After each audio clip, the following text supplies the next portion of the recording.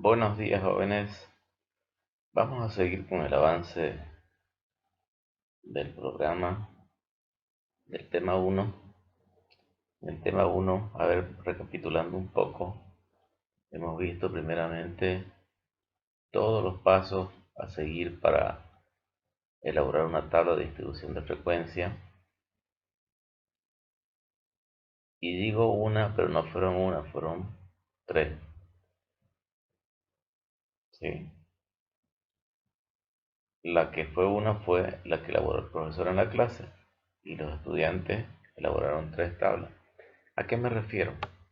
Bueno, de que todos los ejercicios habíamos dicho que se iban a hacer en la tabla de 5 intervalos de clase que hallamos nosotros en la clase, y los estudiantes iban a reproducir toda esa información en la tabla del 4, la tabla del 8 y la tabla del práctico, ¿ya? Entonces, los estudiantes por partida triple tienen para practicar. Les decía, nosotros al principio del tema 1 hallamos tabla de distribución de frecuencia, ¿sí? Y empezamos a interpretar, ¿no es cierto?, los valores de dicha frecuencia en cada límite de intervalos de clase. Además, también interpretamos las frecuencias absolutas, las frecuencias relativas, las frecuencias acumuladas ascendentes, las frecuencias acumuladas descendentes. Cada cual tenía una interpretación diferente dependiendo de cada frecuencia, ¿no? Es decir, tanto absoluta relativa, acumuladas ascendentes y acumuladas descendentes, para no seguir redundando. Bueno, entonces el tema de hoy nos vamos a dedicar a graficar, porque la graficación también tiene la interpretación, ¿no? Porque siempre lo he dicho y lo digo y lo repito y lo sostengo, de que una gráfica puede hablar más que 1000 números. Esta es mi tabla completa que yo hallé, ¿sí? Ahí tenemos los límites de clase. A ver, vamos a ir señalando para que ustedes se vayan acordando. Es la tabla completa, completita, completita, ¿no es cierto? A ver dónde está el lápiz, el resaltador. Aquí teníamos los límites de clase, las marcas de clase, la frecuencia absoluta, la frecuencia relativa, las porcentuales, que no las resalto porque es la misma relativa pero expresada en términos porcentuales, las acumuladas ascendentes, absolutas acumuladas ascendentes, las relativas acumuladas ascendente con su interpretación, la frecuencia absoluta acumulada descendente, la frecuencia relativa acumulada descendente con su interpretación. Esto fue todo lo que hicimos nosotros con nuestra tabla de 5 intervalos que ustedes reprodujeron y van a seguir reproduciendo todas las medidas estadísticas que se hallan en toda esta primera parte. Ustedes las van a reproducir en su tabla de 4 intervalos, de 8 intervalos y del práctico. Bien, ahora vamos a ver nosotros lo que son las representaciones gráficas, ¿ya? Hay distintos tipos de representaciones gráficas dependiendo del tipo de frecuencia que se analice. En una primera instancia nosotros vamos a ver las frecuencias, aquí están, las frecuencias absolutas simples. ¿Qué dice acá nuestra teoría? Representación gráfica, las coordenadas rectangulares. Las distintas distribuciones de frecuencia se representan mediante distintos tipos de gráficos en el plano de ejes cartesiano. Los intervalos de clase se representan en el plano horizontal. ¿Qué son los intervalos de clase? Aquí. Son los límites de intervalos, ¿no es cierto? Eje de las variables x, y las diferentes distribuciones de frecuencias absolutas se representan en el plano vertical, eje de las variables y. Entonces, a ver, repito, aquí en el eje horizontal vamos a colocar y' menos 1, y'.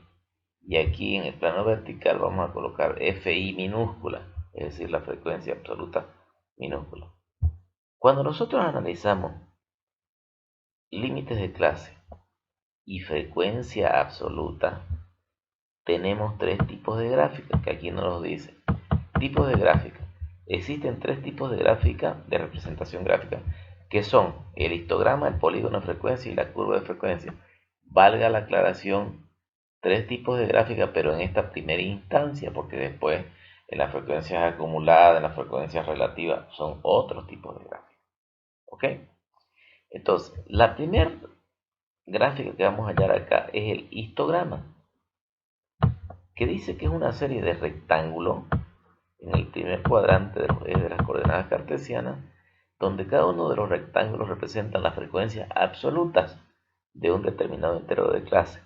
El conjunto total de los rectángulos forma el total de observaciones estudiadas, es decir, 15. Entonces, a ver, vamos a hacer exactamente lo que decía la teoría acá. Plano horizontal, límites de clase. Plano vertical, es decir, ya no vamos a utilizar la terminología de X y Y, ¿no es cierto? Ya no vamos a utilizar ya este que nos juicio, vamos a sacarlo. A ver, se escribió solito parece. Está muy adelantado. Ya. X ya no va a ser X, se va a llamar Y' y menos 1. Y Y ya no se va a llamar Y, se va a llamar FI minúscula, ¿ok? Y tendríamos entonces el histograma que nos dice aquí la teoría que es una serie de rectángulos que se forman colocando justamente, como les dije, en el plano horizontal los límites y en el plano vertical las frecuencias. A ver, aquí está. Estamos haciendo exactamente lo que se ha dicho, ¿no es cierto? En el plano horizontal hemos colocado que los límites de intervalos de clase, ¿sí? Que es Y' menos 1 y Y', ¿ya? Y en el plano vertical que hemos colocado aquí, hemos colocado FI, la frecuencia absoluta. Dirán ustedes, profesor, ¿y esos números de dónde han salido? Es simple y sencillo.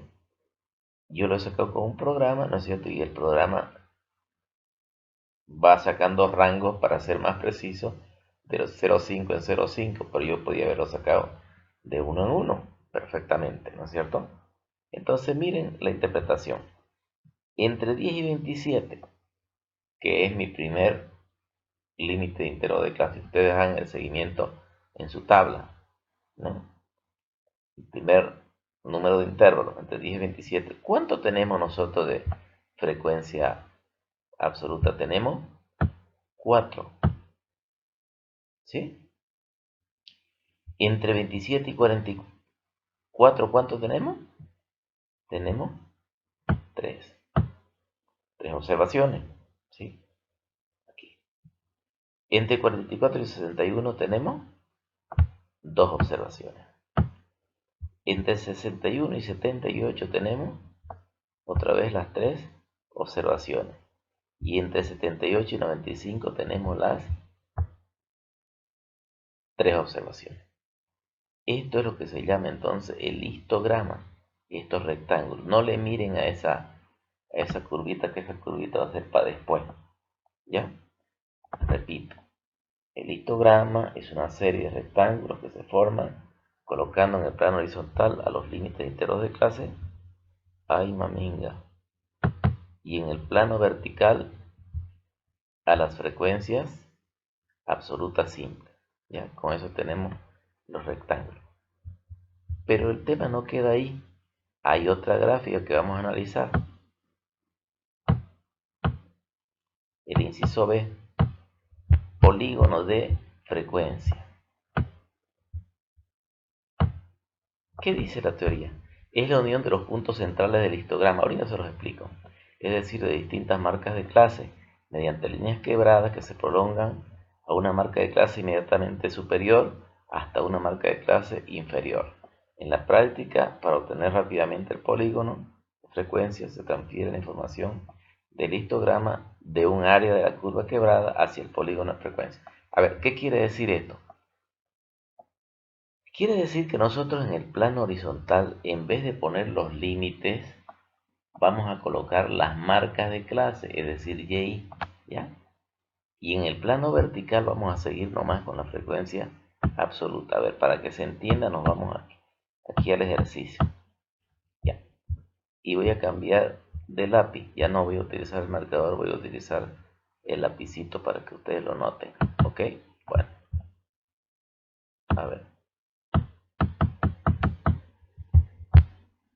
Entre 10 y 27, ¿qué hay aquí al medio? Bien al medio, ¿qué hay? 18,5. A ver cómo me va con este 18,5. Muy feo el mouse. Es que no tengo el mouse.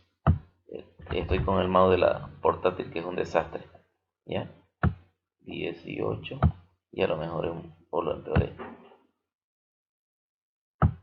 18,5. Lo voy a borrar. ¿Dónde está el borrador? ¿Dónde está el borrador? ¿Quién lo ha visto el borrador? Este es, ¿no? A ver. Ay, maminga. Miren cómo había borrado. Qué belleza está ahí. ¿Ya? Vuelvo a escribir a ver si ahora tengo mejor suerte. En vez de poner 18,5, que ya sé que es 18,5, voy a poner Y, I. Ahí me salió más bonito. ¿No es cierto? O sea, todo esto que está aquí entre medio de los límites va a ser la marca de clases o punto medio. Entonces, si yo digo para 18,5, ¿qué va a ser? Va a ser 4, pues nomás, ¿no es cierto? Miren su tabla, tienen 4 y va a estar bien aquí al medio. Para 35,5, que es el siguiente límite, va a ser 3. Para 52,5 va a ser 2. Para 69,5 va a ser aquí al medio 3. Y para 86,5 va a ser 3. Si yo esto uno con líneas rectas, no me animo a hacer la línea recta porque a lo mejor lo frego esto. A ver, vamos a intentarlo. Una línea rectita. Si uno de estos puntos, a ver, este con este con este con este con ¿ya? Pero ¿qué dice la teoría? Que esto no puede nacer volando, ni esto puede terminar volando, ¿ya? Porque siempre tiene que nacer en el plano y terminar en el plano. Entonces me dice, el polígono de frecuencia nace de una marca de clase imaginaria anterior. Ahí sí que me va a salir torcida la cosa. Ahí más o menos, ¿ya? Y se prolonga hacia una marca de clase imaginaria posterior. Entonces, estas son líneas quebradas. Estas no me salieron líneas quebradas, me salieron líneas chuecas, pero lo correcto es líneas quebradas. Entonces, ese es el polígono de frecuencia, es decir, marca de clase contra frecuencia absoluta, ¿ya? Y justo da en el centro de los rectángulos. ¿Alguna pregunta? Seguimos. Inciso C, cambio de mango, curva de frecuencia. Al igual que con el histograma, el polígono de frecuencia es utilizado para formar una curva de frecuencia, dice. En la práctica se transfiere toda la información existente en el polígono de frecuencia, haciendo pasar una curva suavizada por los puntos medios o marcas de clase. Claro, ya este estaba hecho, ¿no? Porque lo hicimos con el programa. Lo que pasa es que con el programa tampoco se encontró la función para hacer las líneas quebradas, solamente se hizo directamente las líneas suavizadas. A ver, ¿qué indica la teoría? Se los resumo. Indica que simplemente la curva de frecuencia es unir estos puntos encontrados en el polígono de frecuencia de manera suavizada, suavita, miren, ¿lo ven? Suavita, suavita, suavita. Los encontramos en estos puntos que están con verdecito. Entonces, está claro, el histograma son los rectángulos. El polígono de frecuencia, esas líneas torcidas color roja, y la curva de frecuencia de las líneas suavizadas, color, ¿qué color será este? Pues celeste, calipso, color calipso, ¿no? Ya. Entonces son los tres tipos de curva de frecuencia. Ahora, la pregunta del millón se las hace el profesor a ustedes. Para hallar el polígono de frecuencia, es decir, las líneas quebradas estas, es necesario hallar primero los rectángulos, es decir, el histograma. ¿Qué dicen ustedes? Algunos van a decir que sí y yo les voy a decir que no. No, no y no. ¿Por qué? Porque si nosotros eliminamos ahorita todos estos rectángulos, queda totalmente intacto el polígono. Porque lo que podemos hacer nosotros para demostrar esto es hacer otra gráfica. Yo quiero que hagan otra gráfica ustedes aparte, ¿ya?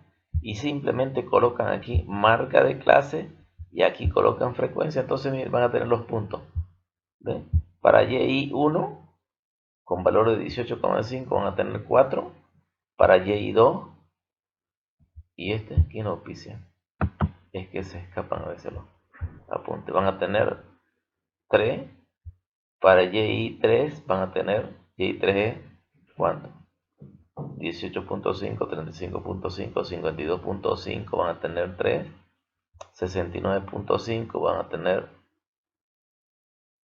3 y 86,5 van a tener 3. Entonces con eso tenemos nosotros el polígono de frecuencia, ¿no es cierto? Y la curva de frecuencia simplemente es la línea suavizada del polígono. Ahora yo pregunto, para hallar la curva de frecuencia, ¿es necesario hallar el polígono? Por ahí alguien dice no y yo le digo sí, porque si no, no saliera la curva de frecuencia. Si la curva de frecuencia es simplemente suavizar lo encontrado, lo determinado en el polígono. ¿Ok? Bien. ¿Alguna pregunta?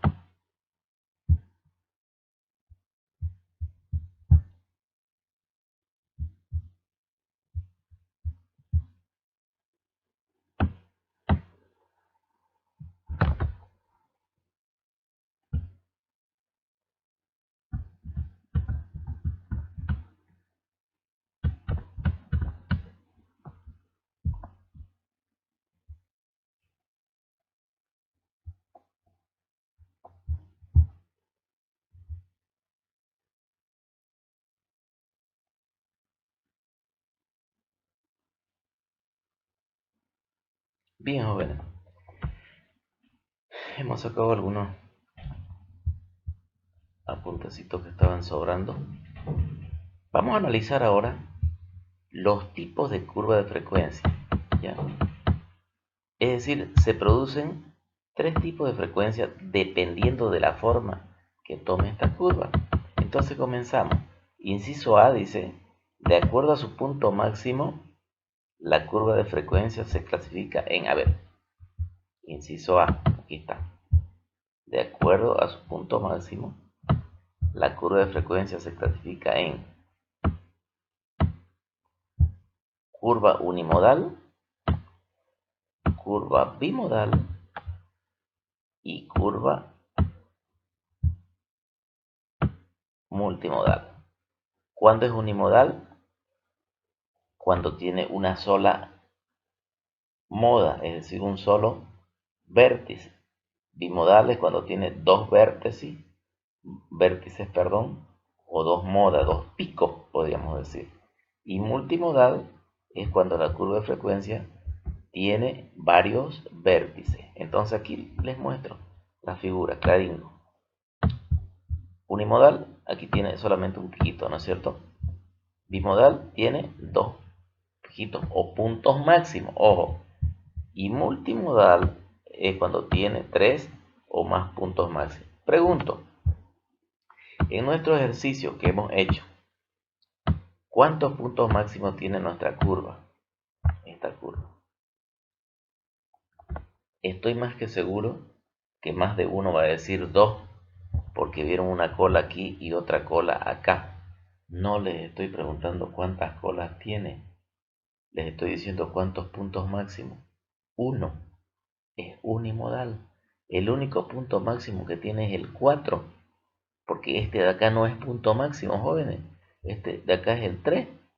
El máximo es el 4. ¿Se dan cuenta? Sencillísimo, ¿no? Muy bien. Seguimos. De acuerdo a su estructura, ¿ya?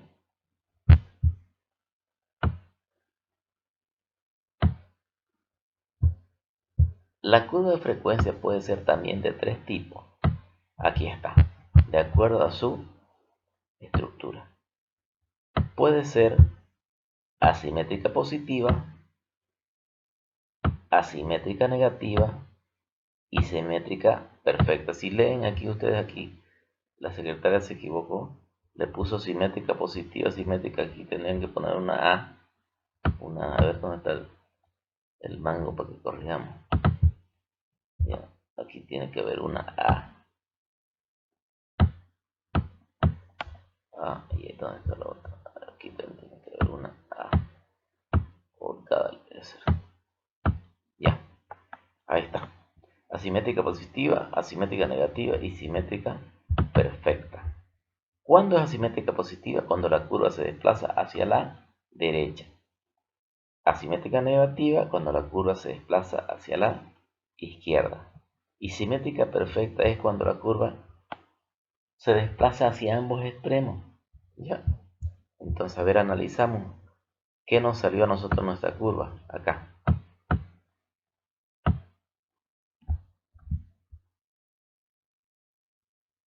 Se desplaza a la derecha. Perdón. Estoy viendo los puntos máximos. Acá está. Ahí está. Se desplaza a la derecha. Se desplaza a la izquierda. O se desplaza a los dos extremos. ¿Qué dicen ustedes? Creo que aquí nadie se va a equivocar, ¿no es cierto? Que aquí se desplaza a la izquierda. ¿Por qué? Miren, es sencillísimo de ver. Miremos nuestra curva del ejercicio que hicimos y nos vamos a dar cuenta. Aquí, ¿a dónde se desplaza la curva? A la derecha, es decir, a partir del punto máximo, la parte más sesgada, la más angostita, ¿está dónde? Está a la derecha del punto máximo, ¿lo ven? Entonces estamos hablando que esto es una curva asimétrica positiva. A ver si me sale bien la cruz. Bien, sí. ¿Ya? Es la simétrica positiva. Y díganme ustedes, ¿cuándo sería negativa? Miren, en el caso que, por ejemplo, esta curva estuviera más alta que esta de acá, digamos que estuviera así, la curva, ¿ya? Entonces, ¿qué sería? Ya no sería asimétrica positiva. ¿Dónde está el borrador? Está acá. Vamos a borrarlo. Entonces va a ser, en este caso va a ser una, ay señor, me salió torcido, ¿ya? Va a ser una asimétrica negativa, porque a partir del punto máximo se desplazaría ¿hacia dónde? Hacia la izquierda. ¿Está claro? ¿Alguna pregunta? Bien.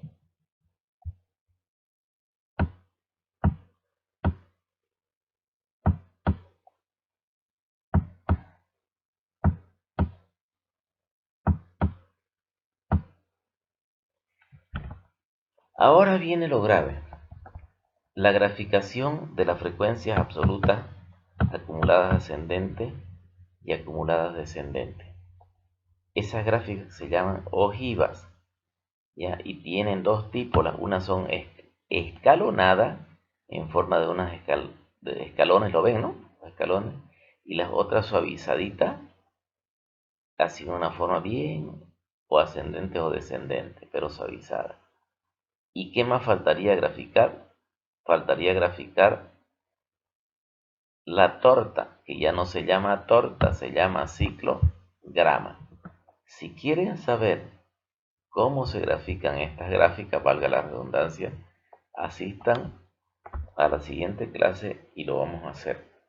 Es decir, hoy nos quedamos hasta ahí, hasta solamente la graficación de lo que es el histograma, el polígono de frecuencia, la curva de frecuencia y el análisis interno de los tipos de curva de frecuencia. ¿Ok? Bien, jóvenes, entonces a partir de este momento se tienen ustedes 45 minutos para escuchar el audio y para tomar nota y se instaura posteriormente el debate. Ok, gracias, hasta luego.